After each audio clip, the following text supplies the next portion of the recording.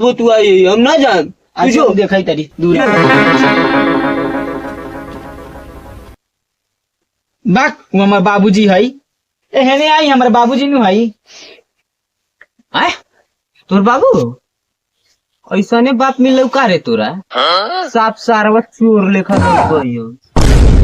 ए बाक रौरे खानदान में चोर चाहिए हमरा खानदान में ना है जो पानी पिया दे यही पिया दिया बोला ना संदीप सर हमारा बेटी कहाँ बा हट सरवा हमारा बेटी आ गए अला बाबू पानी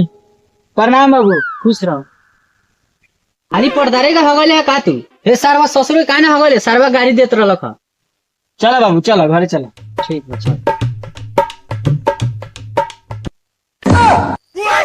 हाँ ले जा हम तो बुझते बड़ी सरवा आवले खाए एक समझी कहा कोनो के बा महीना में सरवा 10 में तो हमरे घरे आवले ले जा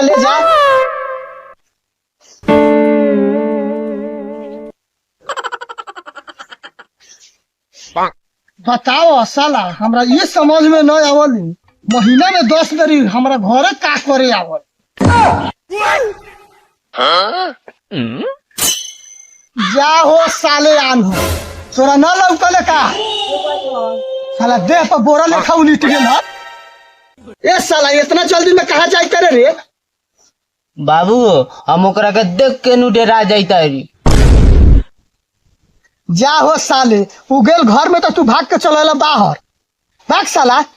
हम जाई तेरे घर में कोई पतोया साला ने बांध के पूरा मोटरी झोटरी दे दी तो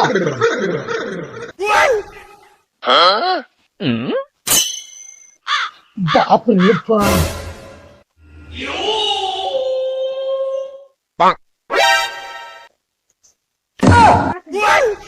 ई सरवा कहाँ से चला ली तब पानी उनी पी लिया कि ना हाँ पी ले ली अच्छा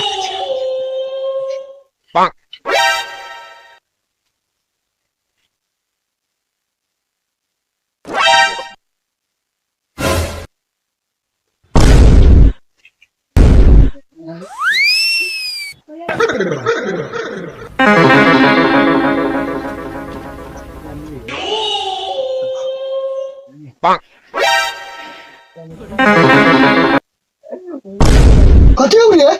बाबू अब न देखो मुंह में आगे खींचे थे वो उतरे देखने सूत के बाबू हमरा लगे ई रात में तो बाबू एकरा के हटाओ बाबू हमरे घर में से भाग साला